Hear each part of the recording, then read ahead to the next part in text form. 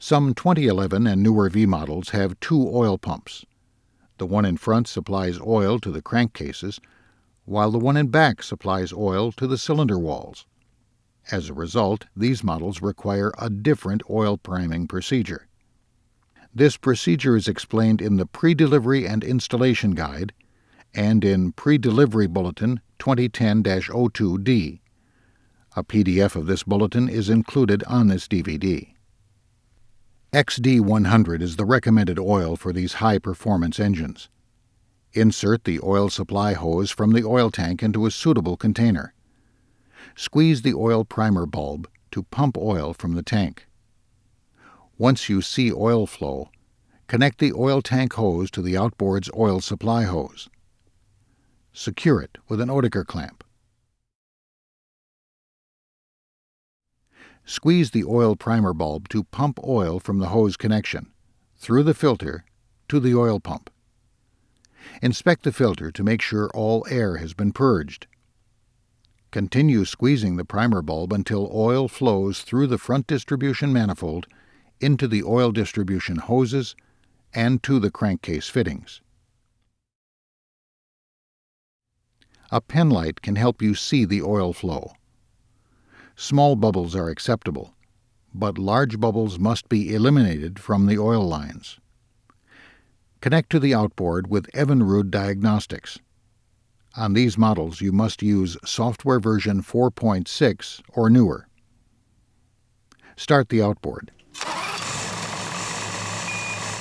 The outboard should be running during the rest of the procedure to avoid pumping too much oil into the crankcase, which could make it hard to start. Prime the cylinder oil pump first. Continue squeezing the primer while the pump is running until oil flows through the distribution manifold into the oil distribution hoses and to the cylinder fittings. All large bubbles must be eliminated from the oil lines. The software priming function must be used along with the primer bulb for two reasons. The primer bulb alone will not move oil through the rear pump assembly unless the pump is running. Furthermore, the pump assembly cannot prime itself until it has been filled with oil. Prime the crankcase oil pump second by clicking the Prime Oil System button. Make sure oil is flowing through the oil distribution hoses. All clear blue oil distribution hoses on the power head should fill with oil as air is purged from the lines. Repair any fuel or oil leaks. To perform the oil pump static test on inline models, you must also use a voltmeter to test the circuit. Connect a voltmeter with the positive side to pin 2, the blue wire, on the harness side of the oil pump connector. Connect the negative side to ground. With the key on, the voltmeter should read slightly less than battery voltage. When you activate the oil pump static test, the voltage should fluctuate because the EMM intermittently provides a ground to the blue wire.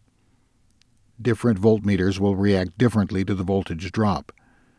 If the meter has a bar graph, you should see it flash. If your meter can read hertz, you should see a signal indicating the pump is receiving pulses. You will not be able to hear the injector pump or see oil movement. The oil injector pump needs more than 12 volts to operate properly.